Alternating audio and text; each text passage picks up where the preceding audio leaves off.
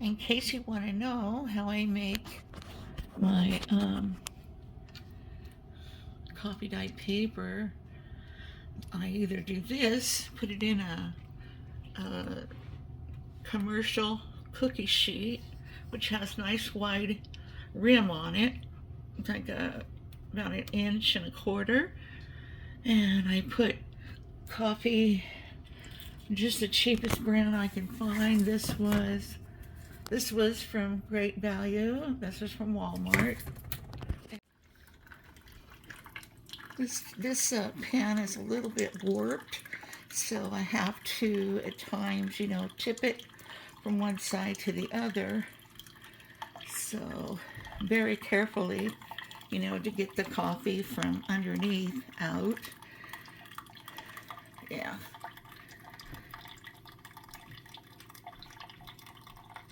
Okay. And then I'm making more water, and then I lay down more paper. Now I use the regular 20-pound paper for this, simply because after it's coffee dyed, it is nice and thick and heavy duty, almost like a 32-pound paper. So yeah, that's what I'm doing right now. Okay. And over here is the other way I do it. Now this is like 4 pieces.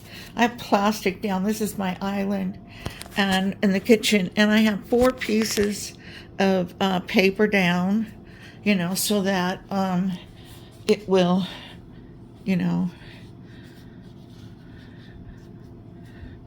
not take as long.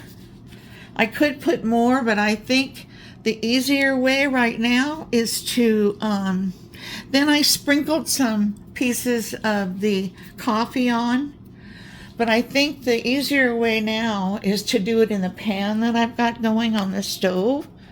And so I think that's the way I'm going to continue. I still have enough liquid in here, to do several more. And I'm doing them one here, one here, one here, one here, and I don't know how much. Probably not a half of a skein, but maybe a good third of a skein of paper. Okay, and here, what I want to try to do, I don't do fancy, but I wanted to try and put a stencil in the middle here. I want to see what it does, or if it does anything. And then I'll be putting papers on top. So I put a paper down. I didn't squish the liquid on top till I got this down. And then I'm squishing the liquid down like this. And over here I had room for 2, so I put these 2 down that I used recently. They were out there. So I thought I'll just use these. No sense in digging around.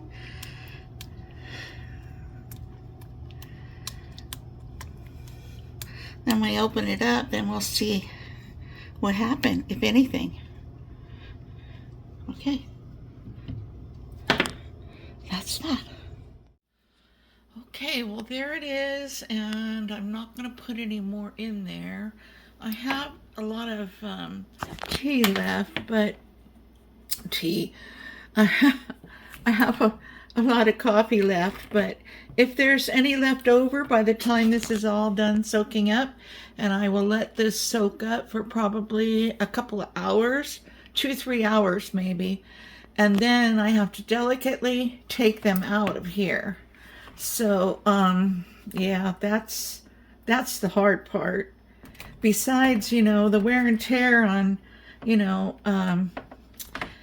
it's easy, but it's very time consuming, and laborious, I guess I'll say. And so I haven't made any coffee dyed paper for a very long time, but the last time I made it, I probably oh gosh, I probably did about a whole skein of paper. So hopefully this will last me for a while and I won't have to do it again. So there's one of them that had the stencils on. And oh, here's another one. And then it had a couple of them after this that were also, see, so that's what you end up with, lots and lots of different kinds and different strengths. I guess each paper's different. Some of them, I guess, that were left on the bottom, you know, soaked up more coffee than others. But, you know, that's a good example of what you get. So I hope you enjoyed this, and don't think it's not a lot of work. It's a lot of work. So, alrighty, bye.